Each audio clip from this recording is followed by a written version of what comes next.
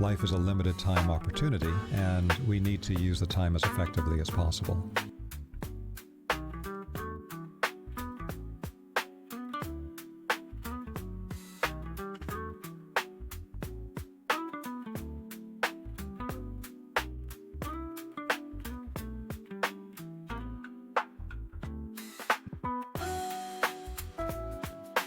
It's a really good question. And if you go into the Rosicrucian understanding of 7 levels of initiation, the first of the 7 levels is the study of spiritual science. So it's understood that first we need to have a context for all of the principles that we're going to be engaged with on the spiritual path. And so it's very important that you have a frame of reference for these concepts to land. And so that's why it's the first step of 7. But again, it's only a first step. At that point, it becomes more and more experiential as you begin to apply that knowledge into a series of practices that will actually transform the subtle body and that will actually give you some type of permanent transmutation of the structure of the subtle body, the structure of the consciousness, and pulling us more toward our teleological destination, toward what we're meant to become at the end of the process of spiritual development. And so there's many different factors to it. One of the things that's often overlooked when we deal with intellectual knowledge is that if it's purely intellectual in a materialistic sense, then it doesn't necessarily contribute to our daily lived experience, to creating a change in how we experience the world and what our possibilities are for crafting the perfect life in it. But at the same time, having those core concepts is absolutely essential because it will allow us to be given more information in direct communication with non-physical worlds and non-physical beings. So that's often overlooked. So for example, on the spiritual path, it's not just a matter of what we hold in our head. It's a matter of opening up the crown center and connecting to the column of energy above the human head. So you'll find this in the advanced teachings of almost every tradition. But it's something that, unfortunately, there's very little information on in Western metaphysics today. So when we become aware that the major energy centers in the human body, what we often think of as the 7 chakras, doesn't end at the head, but continues in the column of energy that goes straight above the head through multiple platforms, and that these platforms are outside of the physical body because they have such a high level of energy, such a high level of voltage, that they cannot be held in the physical body. They would burn out the nadi subtle energy channels of the physical body. The energy is just too high. Then we become aware that we need to be moving our attention from simply brain-bound thinking to going up the column to the centers above the head and operating from there, not thinking about it from below, but actually putting our consciousness in the energy centers above the head. Now you'll see some great visual representations of this, particularly in Nepalese Thangka paintings, where they'll show the multiple centers above the head. Often there'll be particular sacred geometric forms connected to the centers above the head that have to do with their energetic structure and capacities. And often you'll find things like pictures of blue-skinned women with these high crowns floating on clouds connecting to the centers above the head, which is showing that this is a place that we connect to non-physical beings that can then give us higher level information. And so to get that higher level information and then integrate it into the physical brain and into our physical lives, we do need to have a certain amount of clear concepts. So for example, if you're connecting to higher beings and they're trying to give you more practical information about structuring the subtle body, if you don't know the difference between the etheric life body, the body of primal life force in the body, and the astral body, which is the fundamental layer of the body of consciousness, then there's only a certain amount of information they can give you. So there is the essential part of this, again, the first step on the 7-step path of Rosicrucian initiation, in which we can actually get the concepts we need at that first stage of the study of spiritual science. But then at that point, it needs to move into a dynamic integration of information with experience. That experience is both connected to the spiritual practices that we do in our life, and also with the information that we can then receive from higher level beings. Now, these things are deeply interconnected. So, for example, when I created the courses at the Vesica Institute, I created the first one to be the essential teachings and practices of spiritual science, so that we could get some of the fundamental concepts, but also the practices that go with them, so that we can apply the concept into something that will experientially start structuring the subtle bodies. So, for example, in that first course, I'll go into the difference between receptive meditation and active meditation, and how these have to be both pursued at the same time. Most traditions will only do one or the other. So you have traditions like Zen and Vipassana and such that are mostly receptive, about a clear mind state, and that's absolutely essential. And then in the West, we tend to focus on creative visualization and things that are more active forms of meditation, crafting thought forms, but really the two have to go together in a type of a rhythm, like breathing in and breathing out, or stepping forward with the left foot and then the right foot.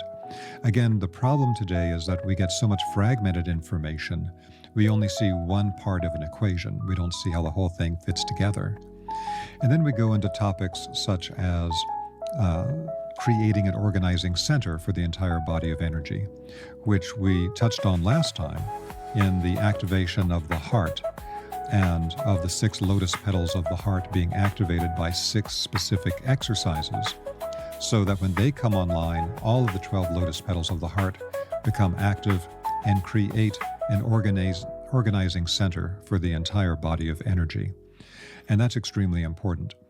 So after having given these fundamental teachings and practices in the first course, the next one I created is called Connecting to Spiritual Realities. Because what we're really doing, when you see it in a larger context across time, is that having received the fundamental concepts and having done some of the fundamental structuring practices in the physical body, is then we have to understand about activating the parts of the energy field, particularly those centers above the head, but also to some degree those below the body, that are going to allow us to get the direct, what they would say in the Middle Ages, conversation of the holy guardian angel, but which is really activating our consciousness to be able to perceive communication from non-physical beings.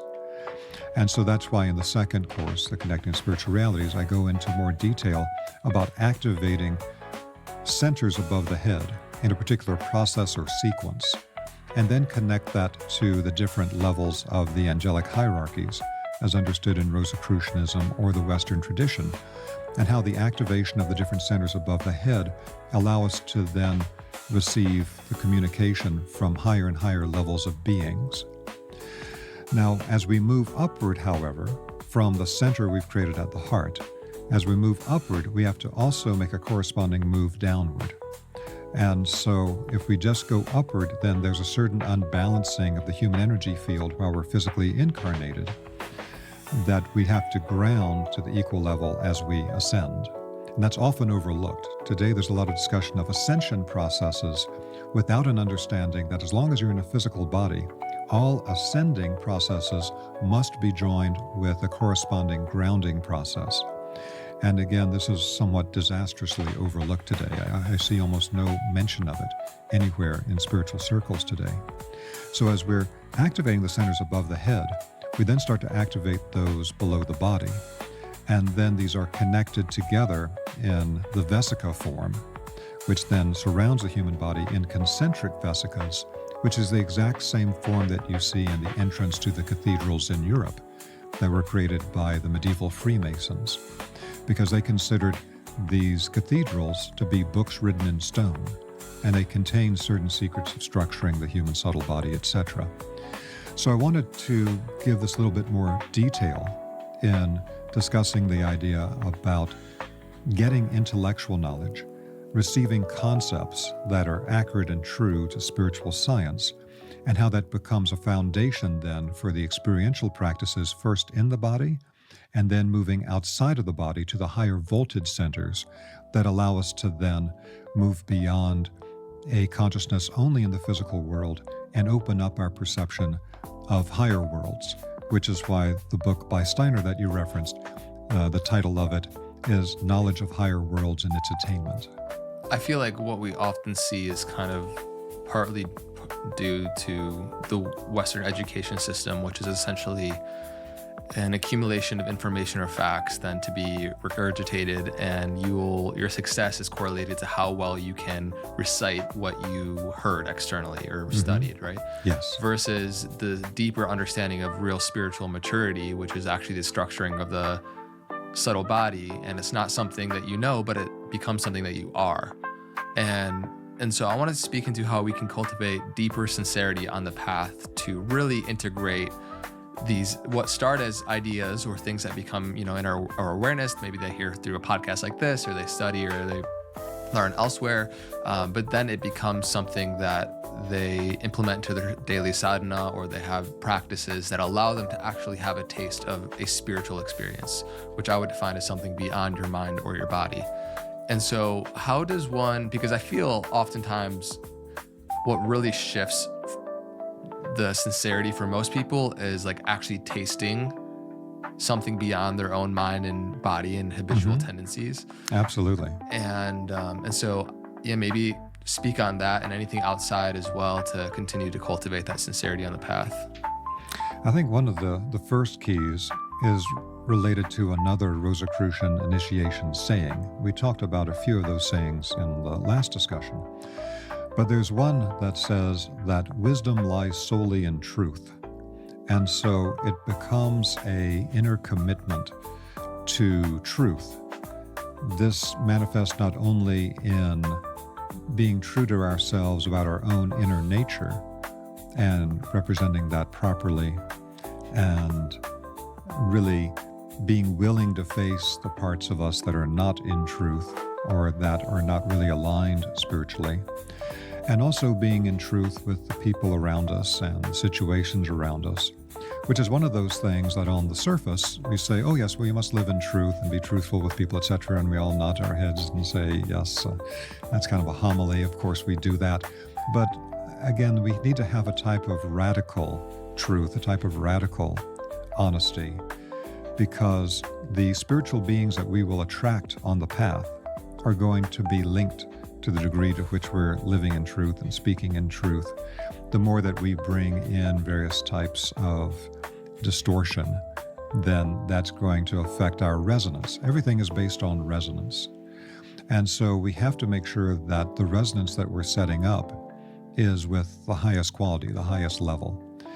And there's no stones to be thrown here. We all have all types of difficulties that we sometimes have in even getting clear on what our inner truth is. Who am I really? What do I really like? What do I really want? What is my real purpose here? And again, this also goes back to the foundation of what we spoke about last time, that one of the keys to human life is always asking ourselves the power questions of who am I? Why am I here? And what is the purpose for which I've incarnated in the present lifetime? That then leads to an understanding of multiple lifetimes like beads on a chain that are leading up to what we described last time as the teleological destination, as the thing that's magnetically attracting us toward, that at the end of the process of our earthly incarnations, we'll have attained a structuring of the subtle bodies where we can be fully conscious, in fact super conscious, and be able to be an independent actor in the universe without a physical sheath, a physical vessel to act through. Because for the vast majority of human beings right now, we need to have a physical vessel and the senses to be fully conscious. And so this whole question about sincerity on the spiritual path is a type of recommitment to ourselves and our own true nature, and to, as much as possible, living in truth with the people around us. Now, this also can lead to the types of experiences that the great Russian philosopher Gurdjieff would refer to in different ways as the terror of the situation. And one part of the terror of the situation is that the world is full of sleeping human beings that are marching like lemmings off the end of the cliff. And so we see all of these destructive societal patterns of things that aren't going to lead to a good outcome, and that we need to wake up. But another aspect of the terror of the situation is to what degree we personally are still asleep, still need to wake up in the greater metaphysical sense, and that we need to continue to recommit to truth. Now, that may mean some fundamental and sometimes very difficult changes in our relationships with other people, in what we do for our living and for our income, all kinds of things related to how we live our life to get more aligned with truth. Because we all grew up in situations with the family and societal expectations, and how do we craft that to move in the direction we need to move to? So I think that's some of the first things that we need to be aware of as far as sincerity on the spiritual path. This does link to that fundamental opening of the heart we talked about before. And when we look at those 6 essential exercises, then things such as the observation and direction of thinking and feeling and willing and positivity and openness to new perspectives is all a part of staying in sincerity, staying in truth, because it's very easy to pop out of it. It's quite common to find people who started on the spiritual path, they become known publicly. And of course, one of the issues that we discussed last time is one of the first trials on the spiritual path is the one of ego inflation. As soon as we begin to ego inflate and think we're more advanced and perfect than we are, we're already moving out of truth. So any type of arrogance or hubris and that level, all these things are interconnected, is going to take us out of the correct resonance and alignment with the beings we really want to be connected to. Now, this is one aspect of what I believe we touched on briefly last time, again with the work of Gurdjieff, where he says we often start on the spiritual path toward a very specific destination where we want to get to. And then in dealing with all of the sufferings and strivings in the world, we can start having a curling back on itself of our spiritual development in a way that we don't even know is happening. But just trying to deal with all the things we have to navigate in the world, it starts curling back, and it can actually end up going backwards, and we don't even know what's happened. That's where he talks about the need for corrective shocks, and that corrective shocks will come in at certain parts of the spiritual path to keep us honest, to keep us clear, sometimes giving us very difficult life experiences for us to recommit to the main purpose. Because, as I always like to say, life is a limited time opportunity, and we need to use the time as effectively as possible. It's a really important reflection because, like you spoke to, and I'm more interested in where I still am asleep myself in my own daily life, but that on the bigger scale, the macro scale of the human species, such a large percentage for the majority of their days are in a sleep-like state, enchanted by their thoughts and emotion and kind of this habitual. And studies say that 95% of our thoughts are roughly the same that we had the previous day, and so as we reflect on, which I hope more and more people give themselves the space to reflect on, in which way is my life unfolding right now? In which path am I currently set on? And we realize that, 1 degree change over a long period of time lands you in a completely different space. And so reflecting on how my path is unfolding, how has it unfolded up until this point? For me, my life experience and the continuation of certain experiences led to the cultivation and culmination of me creating this podcast, which feels very aligned and fulfilled and purpose-driven. For you, as a former U.S. Marine Corps instructor in nuclear, biological, chemical warfare, which is a mouthful and sounds terrifying. But I want to dive into how your story, first and foremost. I want to dive into how you went from there to like the certain experiences that led you to where you are now. And how we can continue to refine who we desire to be, and the path essentially of getting there, and the teleological destination of that. So kind of a lot to unpack there, but maybe we could first start off with a little bit of your story. Okay. And then we can kind of tie into seeing how the threads and the points connect to bringing us to really discovering who we are. Okay, I'm happy to do so. I tend not to talk too much about my own past and simply not being too self-absorbed or too self-obsessed in these things, but I'm happy to share the basics, particularly as it would relate to things that may be helpful for other people. And so with the way people often will begin to approach my origin story is with the time that I had in the Marine Corps, which I joined when I was 20, in the nuclear, biological, chemical warfare defense field.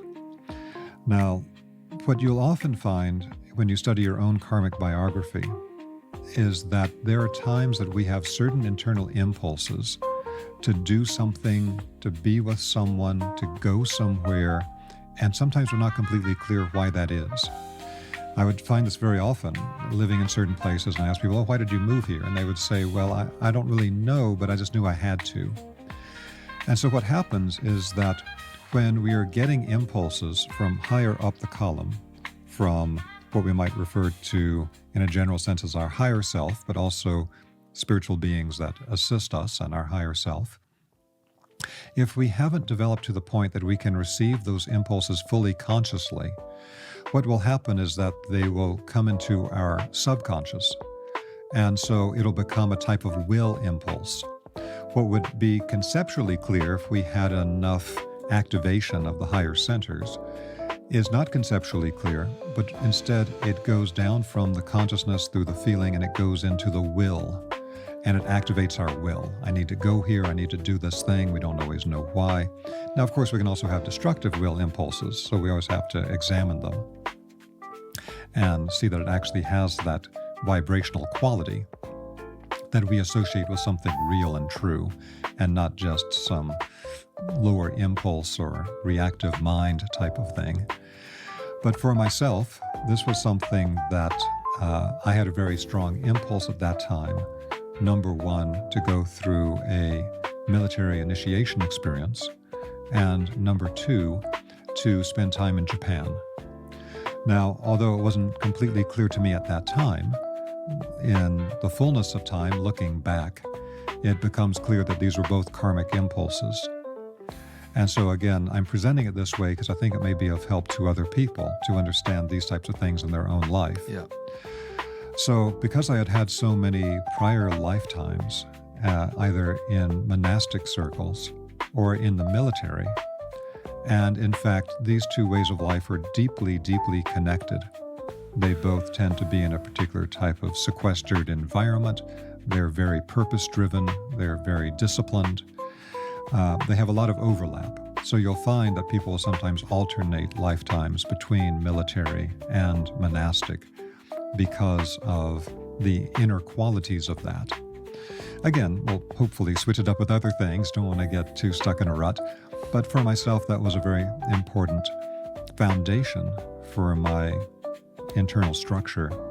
And so one of the keys to understanding our karmic biography is to be able to see that we have all of these gifts and powers that we developed in previous lifetimes, but we may not have had any chance in the current lifetime to have the experiences to recapitulate whatever was vital in that experience and to remember what these particular siddhas or powers that we developed previously were. And so there's another great Rosicrucian initiation saying, which is, in the beginning was the memory. And so this is all a process of remembering, and in the remembering, reclaiming the power of those siddhas we've developed before. So for myself, part of that was to go into the military and to experience that. But I knew that it wasn't something like for my whole lifetime. It was something that I needed to do for a short period of time. So I enlisted for the shortest amount of time possible, a 6-year contract, 3 years active. Because I knew I needed to have the experience, but I didn't want to stay there forever. Again, I didn't have all of the spiritual clarity on that I have now, but that part at least was clear to me. Then the other part of that is that I knew I needed to go to Japan. And again, this has particular karmic foundations to it. There's a particular quality that you have in the culture in Japan. Like any culture, it has its shadow side, and the shadow sides of Japanese culture can be quite dark. But that's because many of the positive sides, the light is very bright. And so having grown up in the deep south of the United States is a very different experience than the type of Japanese cultural energy. And I knew I needed to reconnect to that level of subtlety and clarity that's held in some of the culture. So, long story short, put those pieces together. If you have no money and you want to live in Japan, and you're going to join the military and you live in the U.S., then the thing to do is join the U.S. Marine Corps and go to the bases in Japan. And so that's what I did. Now, when we do these things, there are things we do not intend that then will come in. And my example of that is I did not intend to become a nuclear, biological, chemical warfare defense specialist. When I was told after boot camp that that was my destination, I was like, no, this is terrible. This is the last thing I want to do. I want nothing to do with any of that. But as it turned out, it was something very, very important. I was assigned to it because of what my test scores were in boot camp. And they needed people in that field at that time, and they got people with the highest test scores, and they put them in that field. But what it turned out to be in the longer run was to get, number one, an understanding of the sobriety of the current challenge that we have in the world, that the misuse of modern science and technology has created weapons which could destroy all life on Earth many times over, which simply did not exist a few generations ago. It's a very new development. We couldn't destroy the world a few generations ago. Now we can. And that was then also linked up to the fact that being in that field, I had to look at the practical applications of biology, chemistry, and physics. And so that's basically the way the world works. And in studying that, I was able to find these documents from NATO and other sources that didn't study biology, chemistry, and physics from a mathematical perspective, because as I often say, most people today have post-traumatic stress disorder from high school math and want nothing to do with it.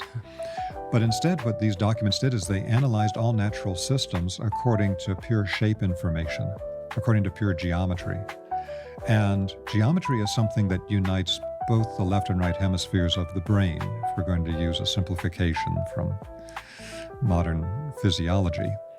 It works with both the intuition and the intellectual mind. And it's something extremely powerful.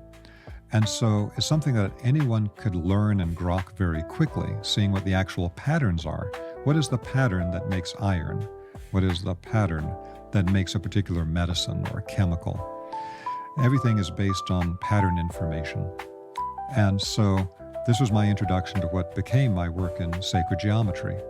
So for example, in my Gaia TV series, when I go into detail on the 5 Platonic solids, the perfect divisions of the sphere, and how they connect to all the elements that make up the earth, I talk about my discovery at that time, which is not something that's classified, that looking at non-classified documents of the form of the first nuclear weapon, that you find that after you take out the external cladding of the first nuclear bomb, which looked like a sphere, when you take that off, you'll find that the interior of it is a pure dodecahedron, which was the geometric form taught in the old Egyptian and Greek mystery schools as the form for what the Greeks called the ether, the dynamic life force. And they wouldn't teach it publicly. They said that the misuse of this form would create incredible forces of destruction because it's linked to the ether.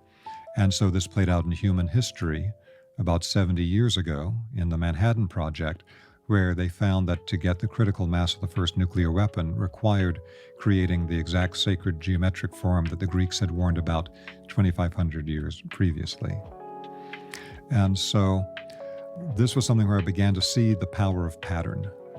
And this is something important for every aspect of life.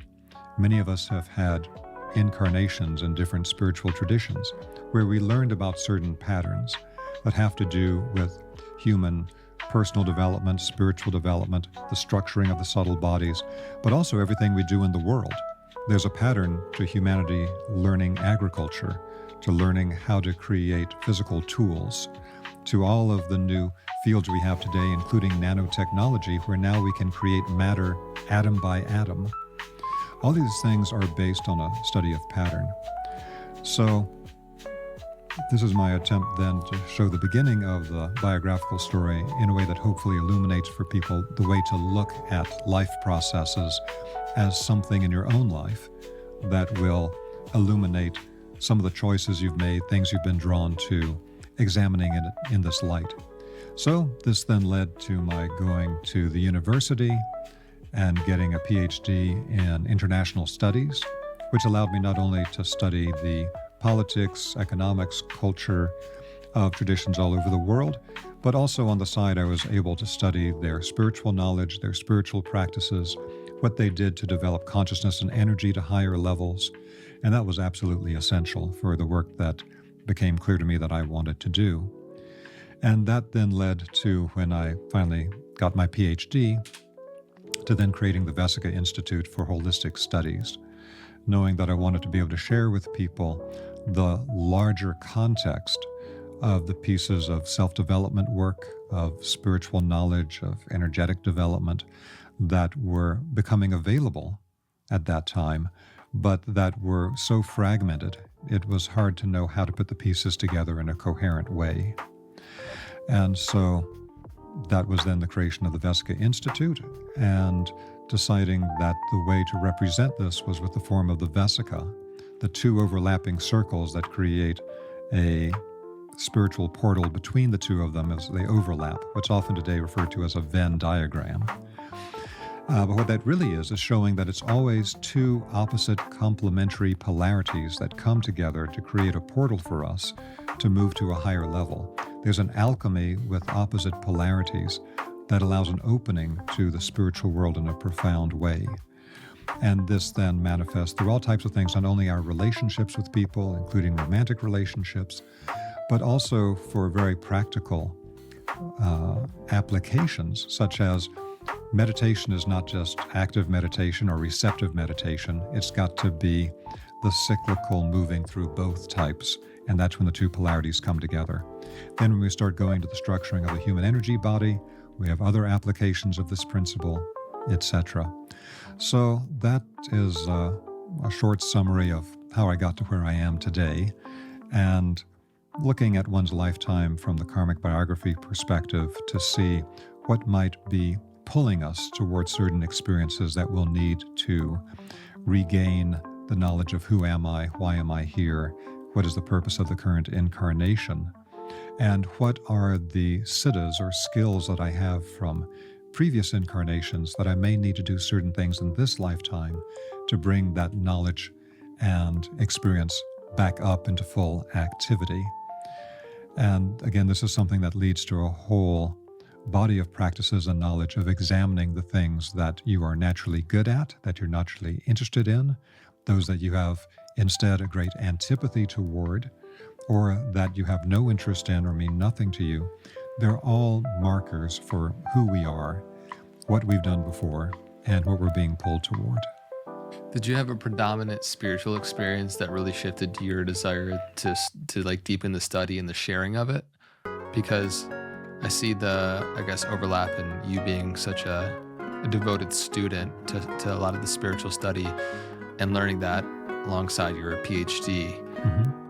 I think it's really profound, the reference to like these intuitive hits that like allow us to regain memory of who we are and what we're here to do, because I reflect on that in my own journey. It makes a lot of sense. My decision to move out to California or start videography or out of the blue take up Vipassana, or like these things that really shaped who I am and like helped me discover more of who I am. Yeah. I think it's very useful, and a lot of our listeners will relate to that. But there had to have been a series or predominant moments where you had an experience that really helped you stay devoted to, you know, your life's work at this point. So I'm just curious, is there one that sticks out as a predominant spiritual experience? There have been quite a few.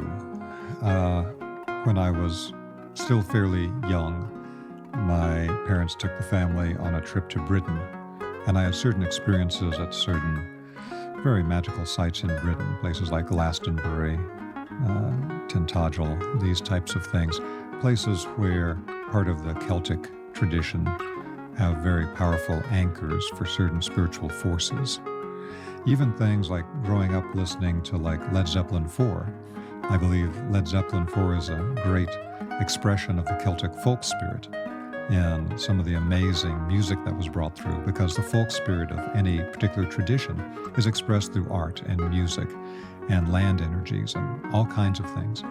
So that was something quite significant for me. I had certain experiences in Japan about the energies and cultural powers that exist there. After I got out of the Marine Corps, I had a very powerful spiritual experience on what turned out to be the summer solstice, but at that time I wasn't tuned into any of that and I didn't know anything about the summer solstice. But you'll sometimes find that there are things put into popular art or media that act as triggers for us. And so for me, one of those major triggers was the first movie, Dune, that came out in 1984 and was directed by David Lynch. And some people may not be aware of the fact that David Lynch has been a practicing Buddhist for many, many years and is very knowledgeable about some of their higher spiritual activities and such.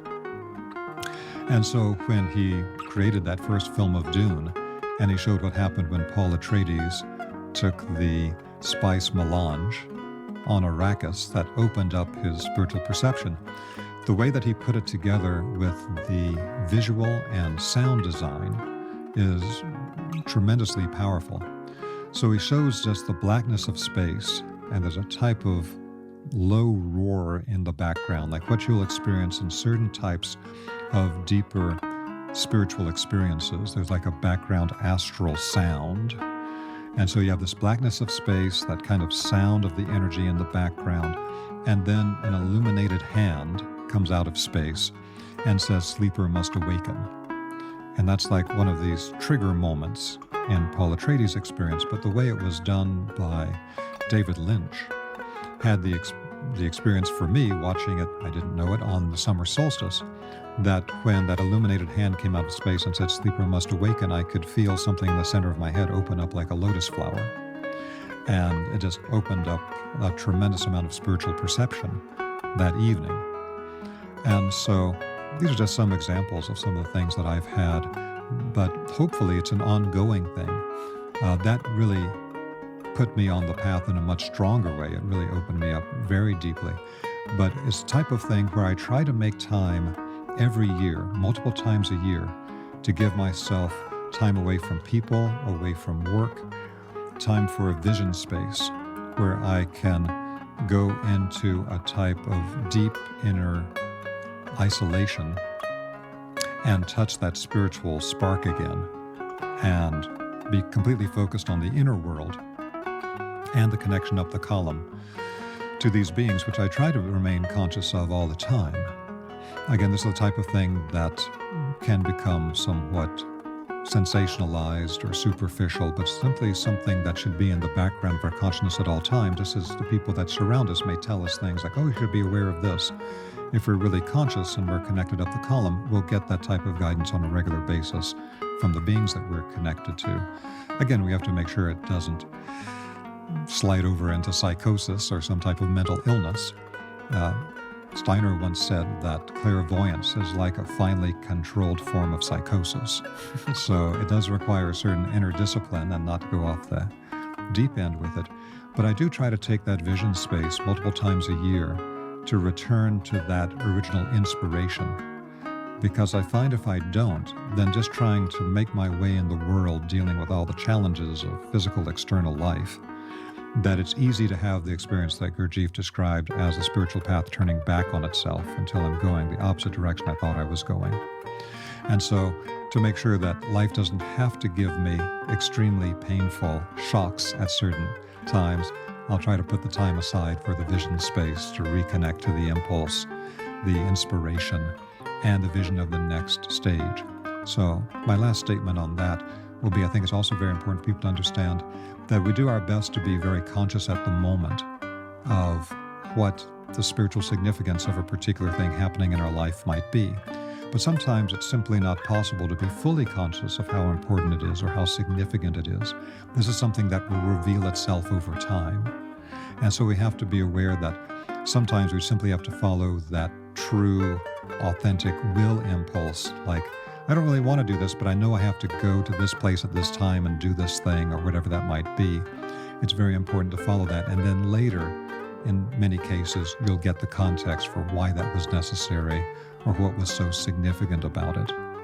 So let me just end by just mentioning a very important Rosicrucian spiritual practice that's connected to this whole topic, and that's called the backward review exercise. The backward review exercise is where at the end of the day, before we go to sleep, we close our eyes and we go through the entire events of the day in backward order, starting at that moment that we're in bed, closing our eyes. But it's like we're running the film strip backwards. And we're looking at all the events of the day. Now, I could discuss this particular practice for hours, but just a few very quick hallmarks of it. Number one, running it backwards allows you to see cause and effect in opposite order, which makes certain things much clearer to us than they are from our seeing it in the forward progression. Sometimes unintended consequences of choices we made, whether they are acts of commission, things that we did that sometimes we realize we shouldn't have done, things we shouldn't have said, or actions we shouldn't have taken, or acts of omission, things that we didn't do that we should have done, will become very clear when you see it in backward order. It can also help us to become aware of where we missed certain opportunities. Certain things came up where we could have met a certain person or gone to a particular place or had some certain experience, but we didn't do it. We may have even been introduced to a person at a particular place, but we were so distracted by something else going on at the time. We're like, oh, hey, hi, how's it going? And you don't realize this was an important karmic meeting. And then the guardian angel has to work out with their guardian angel, trying to get you to cross paths again. And it's like, oh, it's unusual. I'm meeting this person again 2 days later. Because it's like, well, you missed it the first time. You need to be conscious of the significance of that this time. So it really helps to open up our perception in the moment of certain spiritual opportunities, gateways that are opening up for us that we need to pay attention to. And again, this is all a part of this whole thing of understanding our karmic biography, when those moments of spiritual dispensation are happening on a daily basis and becoming aware of what we need to pay attention to, things like that. First off, there's a lot to unpack there, which is really beautiful. It's really cool that Dune was a point of inspiration for you too. I mean, I've just seen the recent movies, which I absolutely love, and there's so many messages hidden within all of it, and it makes sense that the original writer has such a deep meditation practice or was a Buddhist, because even the first line of the first movie, the newer ones, was dreams are messages from the deep. And you see all these analogies like with the Bene Gesserits and so many reflections about the human nature and human spirit throughout all of it, and psychedelics. And in the second movie, spoiler for people that didn't watch, but when he drinks the water of life, the blue liquid, he gets all these visions and like the psychotropic space and about his destiny. And I think there's so many beautiful points of inspiration in media and art, like you spoke to, that help us kind of remember who we are and what we really value. And one thing that I really loved about what you shared is creating that vision space, because for me, my own personal journey, that's been something that I've also stayed very committed to. Is like, even before creating this podcast, I dipped to Esalen in Big Sur. I don't know if you've been there, but incredible. Oh man, it's like heaven on earth. You gotta go. It's so beautiful. They have all these natural hot springs and this forest that I may have snuck into because it was closed at the time. But like 6 days, because I felt the magnitude of what could be created with the show, I wanted to give myself space to really be in that listening. And sounds like very analogous and a lot of simpatico with what you've done and continue to do throughout your life, and is a powerful reminder for people to allow space for that listening and those intuitive hits of like kind of what's karmically, becoming remembered, and that allows us to stay on track in a way with our teleological destination, which is an interesting thought that like there is a place we're going to that has yet to be realized, but we are still creating our path. It's a interesting and tough to digest concept when rationalizing it through time, space, and kind of linear reality. But looking back, even like in the backward like practice, going back through your day, you can do that through life also, like on a more macro scale, and seeing how all the dots connect backwards, and it makes perfect sense, of course, when you look back. But it's like, how can we in ways have foresight into those dots that are yet to come in a way, and how we can align and find harmony with staying on track with that. So I just think that creating the space and the vision space to listen is a really important reminder to stay on that path. And that's when we can get, like you're talking about, when Paul Atreides takes the water of life and these types of things, that when we do the vision space, it really is creating the time that we get quiet enough to hear the information coming from up the column, from the beings that are with us. What we think of as being our higher self is actually in the column, and it is somewhat taken care of by these other beings while we're going through our earthly physical experience. We're connected to it, but unless we've reached the level of a saint, we're not connected to the consciousness of our higher self all the time. So it's a time that we reconnect to our higher self, to that higher perspective, and receive the conversation of these higher beings to give us these inspirations, like, again, in the film Paul Atreides gets when he sees the images of his future, of what's possible. And that's something that I think we are constantly looking for, art that's going to be reactivated in us. I know back in the 70s, for a lot of people, Star Wars and the concept of the Jedi Knights was very important for people. Over time, getting other screenwriters in that didn't understand that impulse, not a lot of that's been lost. But we now have, Dune has come back. That's something that has a lot of these types of anchors in it as well. So there'll always be art that helps to activate in people a memory about getting a vision space, getting that inspiration. And I think that's incredibly important. So you find in many, of course, native traditions, the idea of a vision space, that you need the time to go do this. So I think our making it a value in our current society and life is something incredibly important. And again, you pointed to two directions of it. When you're doing the vision space, there's a part of it of backward review, not just of the last day, but of the complete lifetime, and seeing all the different aspects of the current lifetime, and doing the Rosicrucian dissolving practice with it, where you dissolve the external appearance of that particular part of your life and reveal behind it what the spiritual impulse was, what the spiritual purpose was behind going there, doing this, that relationship, this challenge in life, whatever it is, dissolving away the external part of it and our reaction to it to just be the pure essence of what was the purpose of this in that larger context. Just like when we dissolve away things like, I'm attracted to this and I'm repelled by that. I naturally understand this thing, I don't understand or care about that. These are all things that once you dissolve it in an internal alchemical act of consciousness, you'll then begin to see, oh, this is something about who I am. This is how I've structured my subtle bodies. And so looking backward, you start to get this sense of the recapitulation in this lifetime of certain things from the past. Although we may have a different gender, we may have a different physical appearance, we may be in a different race, we may have a very different life situation than we had before, those keys to what makes us us are still there that we can find through observation. So there's the backward aspect of it, but then there's also the forward aspect. And so this comes from the Rosicrucian activity that Steiner often refers to in the work of Goethe, where he talks about how important Goethe's work on the metamorphosis of plants is. Sometimes people, when they see that in Steiner's work, say, why is Steiner talking about this old German poet Goethe and the metamorphosis of plants? What significance does that have?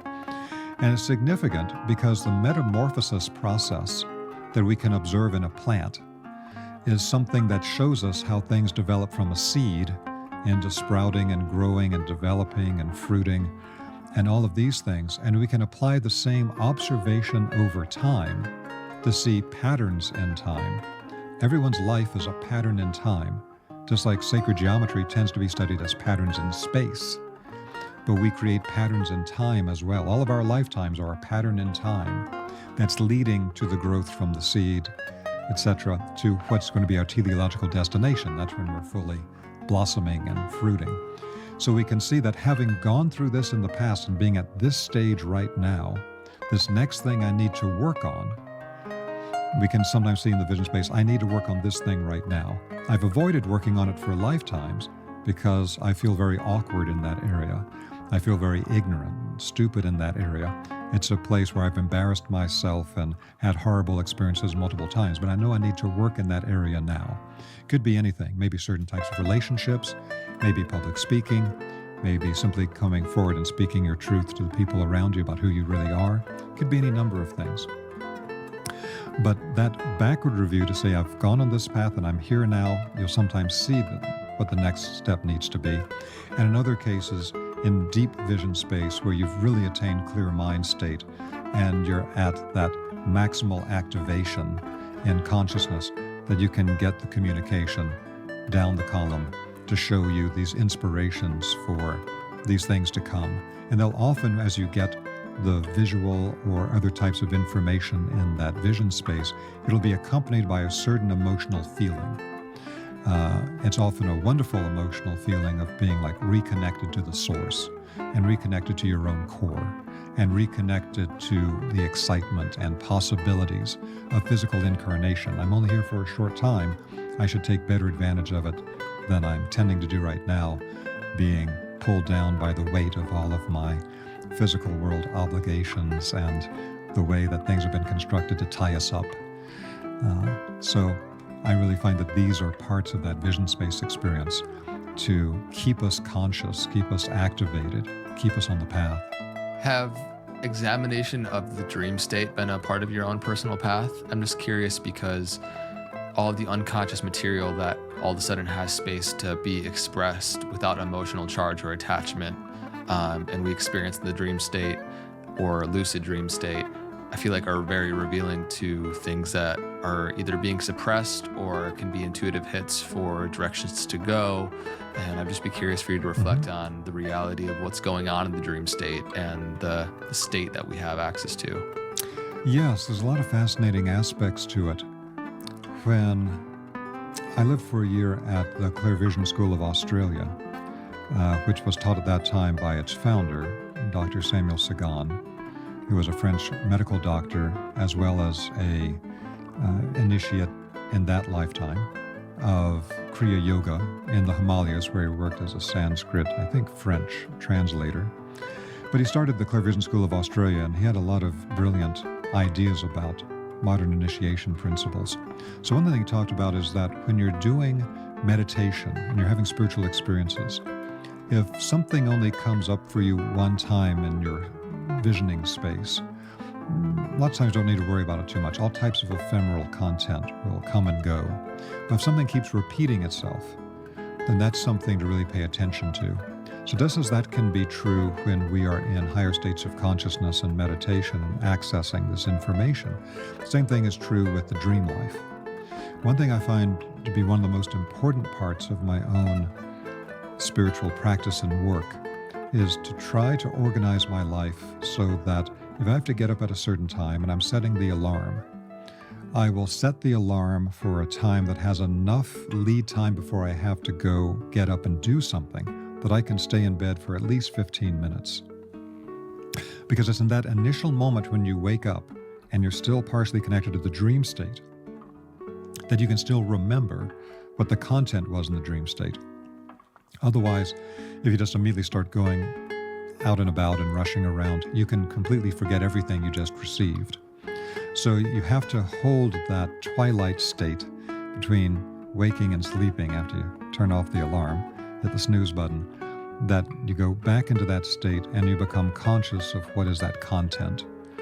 And sometimes it has very powerful information and impulses to share with us. Other times it's just all types of crazy, psychedelic, kaleidoscopic things that are us trying to process the events of daily life. But giving ourselves that time, first thing in the morning, to wake up slowly and to bring the contents from that other state of consciousness into our waking awareness, I find is a very, very important practice. I've definitely realized the importance and the effect that it has on the rest of the day, both what impressions happen on my conscious and subconscious mind the night before within like 30 minutes or an hour of falling asleep, and then the waking up the next morning. In the yogic system, we like really understand the importance of guarding what the sanskaras, or the impressions that you accumulate as they build momentum in the subconscious mind, and where we're most receptive are in those, that the window before and after sleep. And so it's an important reflection, one, to see, to create that spaciousness right when you wake up, to examine what just happened in the dream state, which might be that ephemeral one-time example of just a weird circumstance that happened in your dream that is a recombination of some emotional material that wasn't processed the day before. But also oftentimes, like, because there isn't this conscious filter of what should and shouldn't be there, can receive messages that can lead to profound changes in your decisions in your daily waking life. Absolutely, I would agree. And this also connects, to the core principle from Patanjali's work in the Yoga Sutras, where you essentially say that yoga is the stilling of the oscillations of the mental substance. It's that time that we can be still and quiet and listening enough to pick this up, and that emergence from the dream state is one of those times. So any other things that we want to reflect on here around the cultivation of the subtle body and the self-observation process? Because we spoke to the importance of creating that vision space, or just time to be still and quiet away from people and the world and technology, and the realization that it's not just what we do in the world, but the state of consciousness in which we do it, because that infuses everything we do in the world. And what we do and how we do it in the world is affected by who we are in our subtle body, and that affects us in the more dense physical reality. So we spoke to a little bit about this process of self-observation to see what are the contents in my thinking and emotional body. Any other reflections to just dive a little bit deeper into the desire to want to become somebody who is vibrant, who is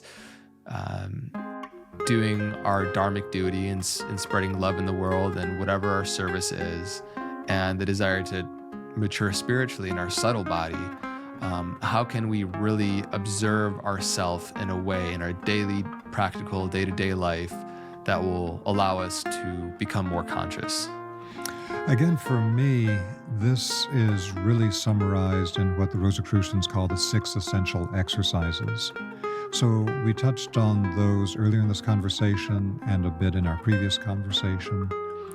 We also mentioned that that's one of the things I go into great detail on in my online course, Essential Teachings and Practices of Spiritual Science.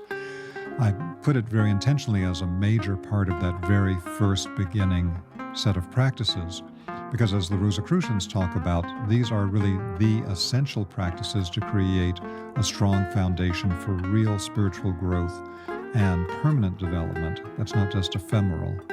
And it also has the effect of helping to counteract the destructive effects of other things that we encounter in our daily life, or that certain other types of occult practices may have on our consciousness and energy body. So if we look at the 6 essential exercises, again, we observe the content of everything we think and everything that we feel emotionally and every will impulse we take in the world. We simply observe it in like Zen Buddhist mindfulness type of thing. We don't try to change it. We don't try to manipulate it. And that's where we get the terror of the situation, where we see just how dysfunctional a lot of our thoughts and emotions and actions really are, how destructive and reactive they are. But that's essential that we have that. We don't want to sugarcoat it or try to change it while we're observing it. Things, when they're observed, like little kids, are on their best behavior. It's when they're not observed that they run riot. So we have to do that with our own internal life. We have to observe it when it's running riot, and that's the hardest time to do it. That's when we want to fall into emotional reactivity and be angry at people and scream at people and throw things around and act out in various ways. That's the time that we have the greatest victory, when we can get quiet and observe that state. And simply the observation of it puts the reactive charge out of it. And then, of course, after we've observed these things, then we have the conscious direction of them to where they should be, consciously directing our thoughts to be, like they would say in Buddhism, to have the thoughts of the Buddha. And in their system, they use the triple secret, which is to generate the thoughts of the Buddha, the speech of the Buddha, the actions of the Buddha. And in the Rosicrucian system, it's the thinking, feeling, and willing.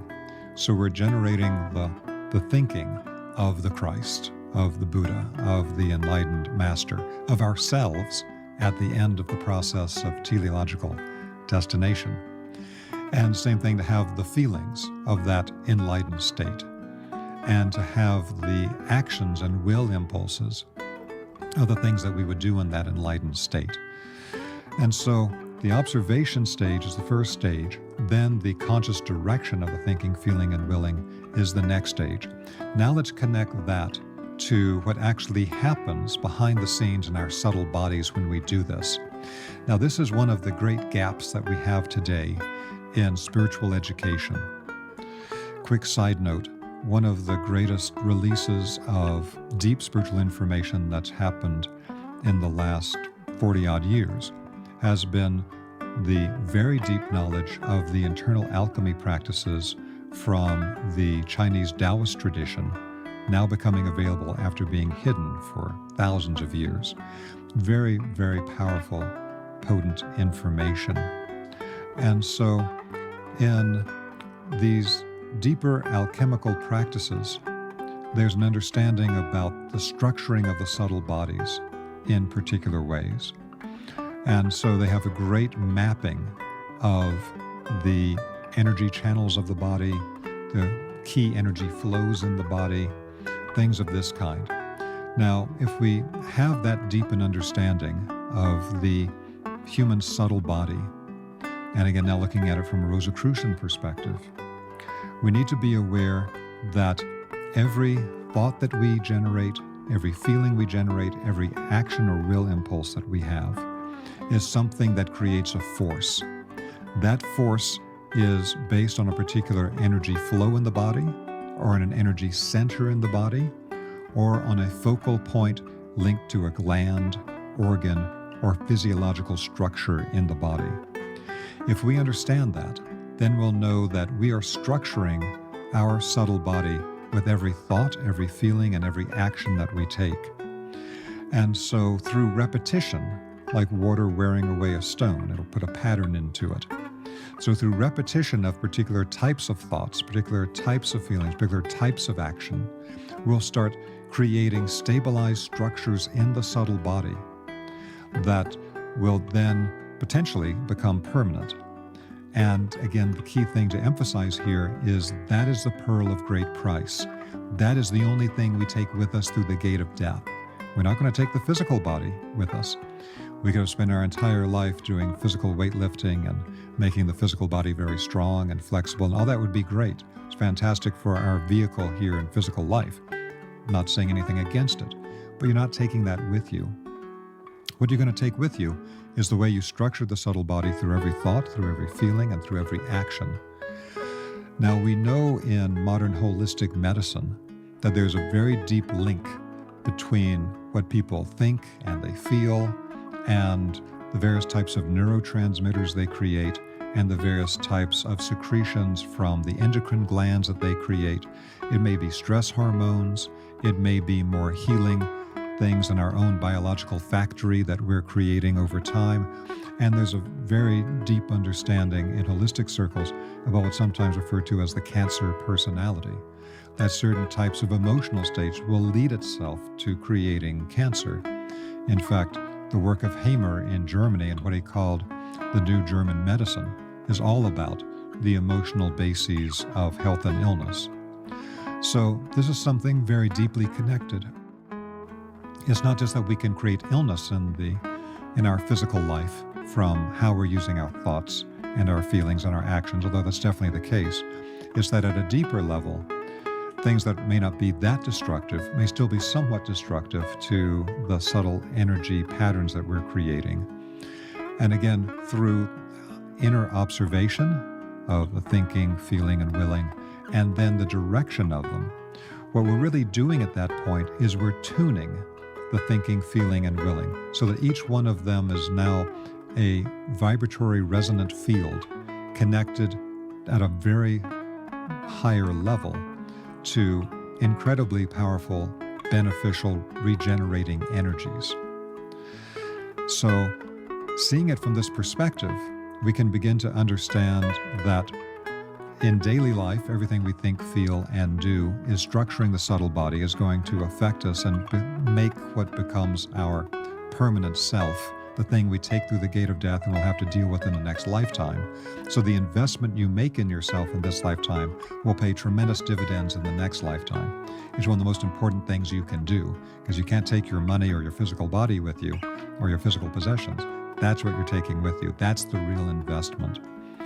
Now, looking at it from that perspective, we can then take a look at the way that different spiritual traditions around the world will train their initiates to particular types of spiritual practices that will structure their subtle bodies in different ways.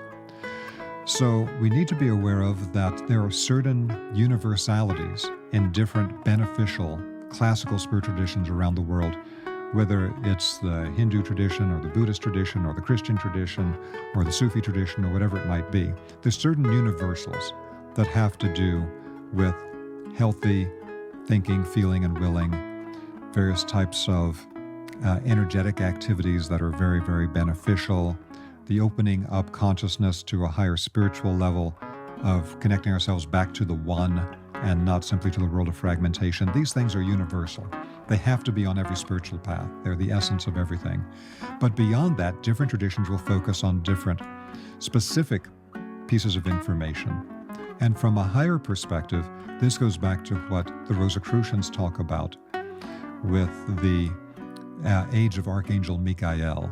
Age of Archangel Michael is connected to this understanding that in the original primal gnosis, you had a universal body of spiritual knowledge that, somewhat metaphorically, that universal spiritual knowledge through the activity of Archangel Michael broke up and fell onto different parts of the earth, just like a meteor might break up into meteorites and fall in different parts of the earth. The spiritual wisdom came to different parts of the earth. And so they became the guardians of different specific pieces of initiation knowledge and practices. So there are things that you can learn in the advanced levels of Taoist yoga that you will not learn in other traditions. There are things in advanced levels of Kriya yoga in the Himalayas that you will not learn in other traditions. There are things in the advanced levels of Rosicrucian initiation that you will not learn in other traditions. Why? Because they're understanding that every spiritual tradition, and this is another great formulation by Samuel Sagan, the Clear Vision School, is a particular group of physical human beings and non-physical spiritual beings working together for a common goal. And one of those aspects of the common goal is to create a group of initiates that can take action on the earth, that have their subtle bodies structured in such a way that they can achieve a certain thing. So, for example, in the Rosicrucian tradition, there's an extremely advanced level of work of creating a type of new clairvoyance that's making logical linear thinking clairvoyant. That's more advanced in the Rosicrucian tradition than any other tradition on the planet, by far. You're not going to find that kind of deep Steinerian discussion of what this is in any other tradition. It just doesn't exist there.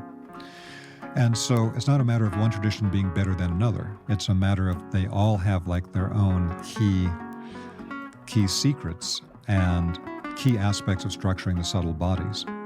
And so what we have today during the age of Michael, understood from the Rosicrucian perspective, that since around 1879, we've been in a 300-plus year cycle of the archangelic ages, where we're in the age of Archangel Michael for about 300 years after 1879. So we're in that right now.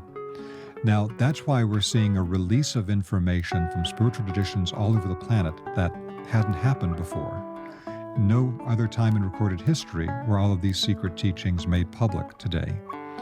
And like I was saying, it wasn't until the 1980s that the deep knowledge of the Chinese internal alchemy and Taoism began to be made public. It's very, very hidden before that.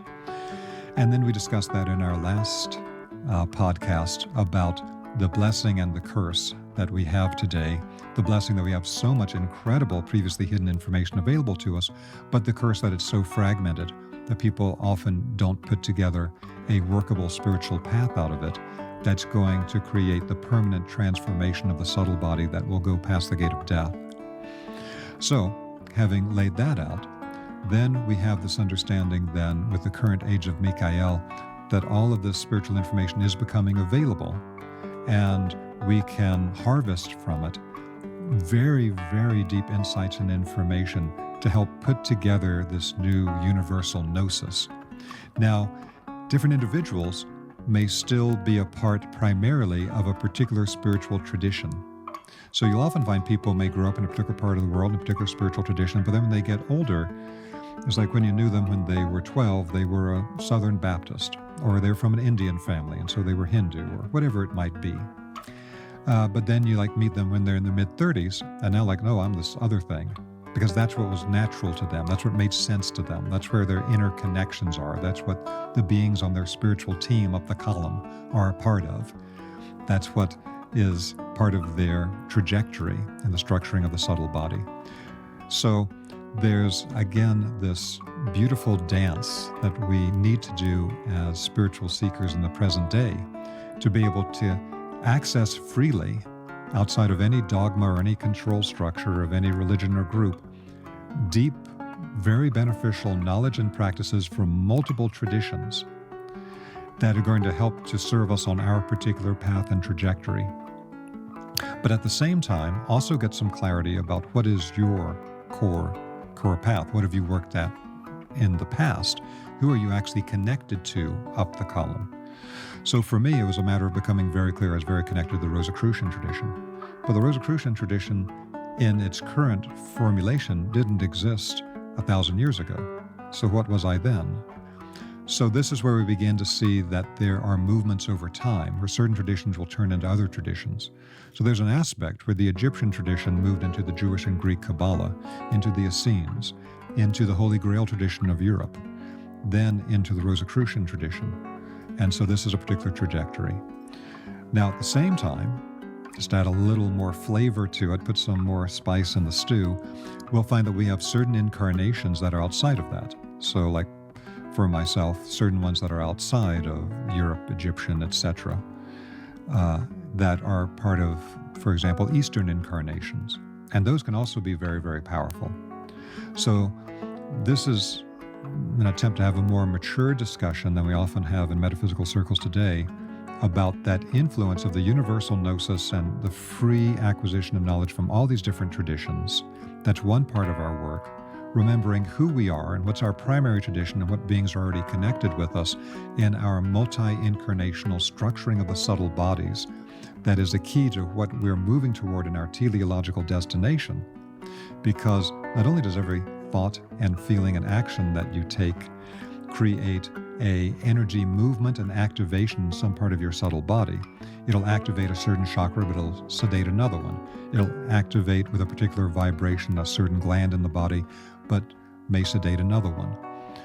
We have that going on, but we also have the aspect that every spiritual practice that we do, every form of meditation that we do, every energetic practice that we do is also structuring the subtle body.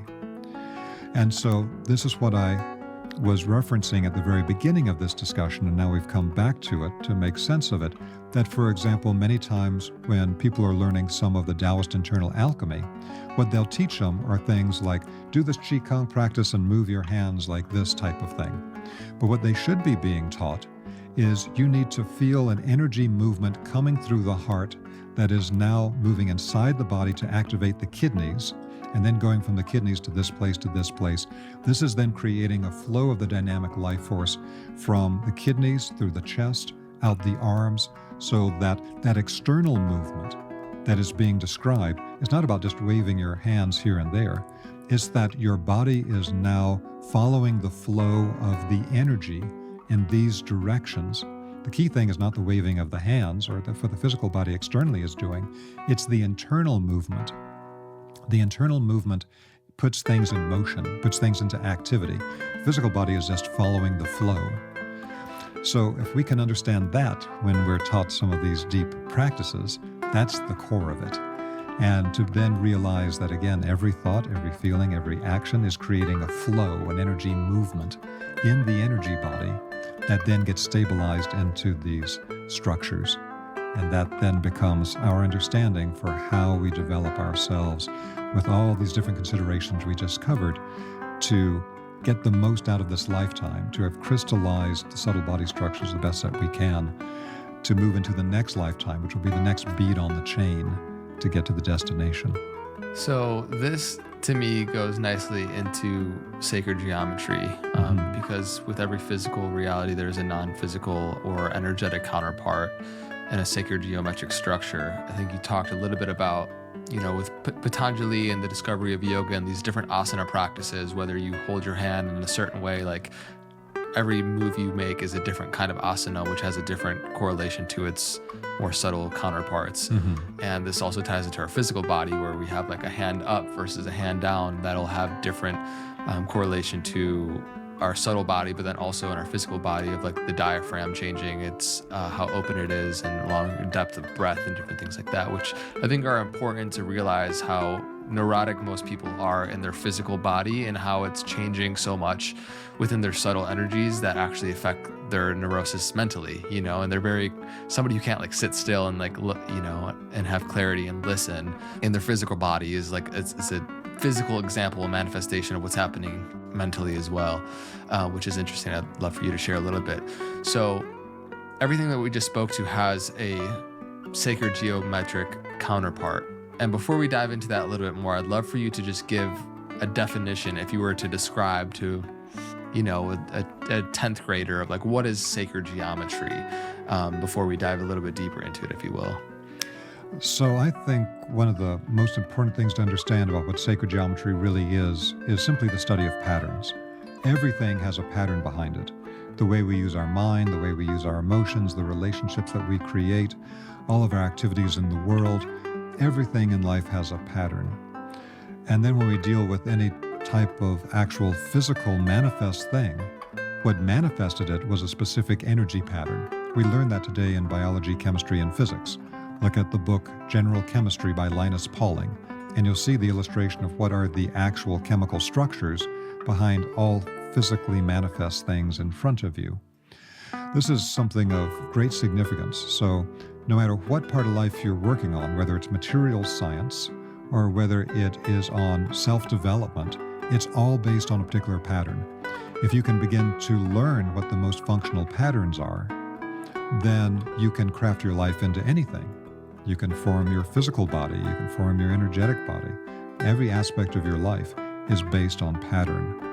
And so it's all a matter of getting out of the reactive mind, dysfunctional patterns to become very conscious and clear about what is the correct pattern for our thinking, feeling, actions in the world. And then sky's the limit. The world becomes a magical place, and every moment in this limited time opportunity becomes an amazing playground of things that we can experience and explore and create and help ourselves and other people with. Now, if we go into the technical side of sacred geometry, then literally the name is sacred geometry. So geo is the earth, metry is measurement. So it's the sacred measurement of the earth. And what that really means is it is understanding the non-physical, spiritual energy and consciousness patterns behind everything that creates our experience in earthly incarnation. So sacred geometry applies to everything. It's the patterns of everything at every level, not only on the physical plane, but all higher planes as well. And just as a quick side note, because we spoke to it last time, it's not this, I think a lot of people hear spiritual or sacred geometry and think of it as this kind of spiritual woo-woo thing. But we were talking to it last time. I mean, even in just Fibonacci or golden ratio hidden within all nature, or the geometric patterns that become visible in like a snowflake. All of these things that are very tangibly real, that we can see the patterns that are existing within all life. I feel like just make it more tangible as to, it's not this thing that you have to like believe in, but it's a reality that you can actually perceive. So you study any deep textbook, again, in biology, chemistry, physics. They're manuals of sacred geometry. There's how are things in the physical world put together as a pattern. So it's actually at its core not woo-woo at all. All modern science is sacred geometry. Now they won't accept that because they think nothing is sacred. Everything is a physical accident and has no meaning or purpose. So they're not going to agree with the sacred part. But they'll certainly agree with the measurement part, that we can measure and try to control everything. That's the approach of materialistic science. But if we understand that there is a deeper consciousness and energy behind everything, then it automatically becomes sacred. It's part of a much more important process. And so, seeing it from that particular perspective, then that sacred measure of the earth then becomes the way also that as we begin to move our consciousness from the external appearances of things on the physical world, which is what we do when we move our physical senses outward to pick up sensory information in the phenomenal three-dimensional physical world around us. Instead, we reverse that direction through things like the zero-point centering practice that I teach in my online classes, where you go into the center of the center of the center and begin to go into the inner world. And then that will turn inside out at a certain point and start to flood outward. And I refer to it as a zero-point centering and then radiance practice. It's an inward movement and an outward movement. It's the pulsation of all life. And so as we have that inward movement, one of the ways that sacred geometry manifests today in art is through people doing psychotropics. So you look at things like the work of Alex Gray that has become very well known and successful. It's basically what he's seeing as what we tend to refer today as the matrix, but essentially it's the sacred geometric grids behind everything in physical creation, the patterns behind it. So you see a combination of energy patterns and the patterns of human physical structure being deconstructed on artwork like that. So a lot of people are finding that in higher non-physical perception, sacred geometry is what you're perceiving. So I also like to refer to then sacred geometry as the divine language. It's the divine language of all creation. It's literally the language that the angelic beings use to create the physical phenomenal world and to create all worlds. It's literally a articulate language of creation, a language of form, a language of energy, a language of consciousness that creates everything into its manifestation pattern. And things may manifest on the etheric energy level that don't manifest physically. But nonetheless, on every plane, things have to manifest. Why do certain geometric shapes translate to a particular physical manifestation? Because if geometry is essentially information, I'm curious, just like, and maybe you don't know, but like certain translation, why a sacred geometric shape will translate into a certain physical manifestation. Like why are they connected? So in materialistic science, they refer to this as form follows function. We look at it from a slightly different perspective with the work that I do under the licensing of my friend Dr. Ibrahim Karim in the work of biogeometry. And one of Dr. Karim's formulas in the biogeometry work, he was able to create unbelievable energetic effects with things that don't make sense to materialistic scientists because he understands what the pattern language does energetically. And so one of those principles in biogeometry is energy into shape creates function. So energy is a Proteus. It's a core dynamic energy that is only given a specific function once the energy is put into a specific movement pattern. That movement pattern equals a function. So that's from biogeometry, and it's a big key to all the practical effects that we get with that work. Now, if I take it into metaphysical structure, then we can say, along with many classical traditions, that all the patterns of sacred geometry are thought forms in the mind of God. So they all started out at the divine plane level as a thought form of the One, of the unified everything, of the Godhead.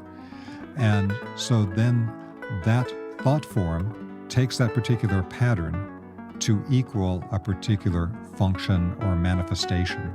And it works to do that on every plane of manifestation. So that's where you'll find that, for example, the toroidal energy movement, which more and more people in metaphysical circles are becoming aware of because it's such a fundamental energy pattern of everything, that movement through the center and around the periphery. We've got a perfect sphere on the periphery, but it's open at the top and bottom to move through the center. Whole human energy field is based on this. But then they found in modern science that subatomic particles are based on the same energy circulation, that all types of things at our scale of manifestation in the physical world are based on that. An apple is based on that. But also up to the galactic scale, you see these massive toroidal energy fields being created. It works, it's what's known as scale invariant. Doesn't matter what the scale is. It works on every scale, microcosm and macrocosm, physical plane, non-physical planes. And so this would begin as something as a thought form in the mind of God. And so that to me is the real answer as to why do these patterns create this manifestation. It goes back to the thought form in the mind of God. Then you can go to form follows function and these types of things as later manifestations. But also then begins to show us that we can learn to read, write, and speak sacred geometry as a language, because it is literally the divine language that is used by higher beings to create everything. We think of it as the solid physical thing in front of us, but they see it as the energy pattern, which they can change and manipulate. And so this also becomes a language to communicate with non-physical beings. They don't speak English or Russian or Chinese. They speak the language of pattern. They know those patterns. They're based on those patterns. Everything that they create is based on those patterns. And that's one reason why people do advanced meditative work, or they're doing psychotropic experiences, why they keep seeing these patterns, because they are the foundation of a divine language of communication. And one of the really great explorations of this in a practical way is in biogeometry. And so what's described there is that there's a universal scale of energy. All the different energetic functions, anything that could possibly manifest is in this scale of energy. And that universal scale of energy can then manifest itself in the different quality scales. So it could manifest itself within the color spectrum, or within the sound spectrum, or the spectrum of energy movements, or the spectrum of numbers. These are all ways to express that same universal, constant spectrum of energy. So if we look specifically with your question at that for sound, that's really the modern field of cymatics. And so I've been very fortunate to be able to work with be connected with some of the leading people in cymatic research. John Stuart Reid in Britain, who's created the modern cymoscope, which is unbelievable what it can do. He's managed to take cymoscope pictures of the vibrational difference between a healthy cell versus a cancerous cell based on the geometric pattern created by the vibrational resonance, and to work with Mandara Cromwell, who is the person behind modern cymotherapy, which she inherited from an osteopath in Britain who spent his whole life on it. So fascinating. I was just diving into the cymoscope stuff last night. Oh, it's incredible. So that will show you the actual vibrational pattern created by these things. And if you go into Hans Jenny's original work in cymatics, in the original films, which I believe now are on YouTube or whatever, you will see that when they bring together multiple sound frequencies together, it doesn't just form like powder on a plate into a specific geometric mandala based on the vibration. You add together multiple sound vibrations, it'll rise up vertically and start moving like a living being. And so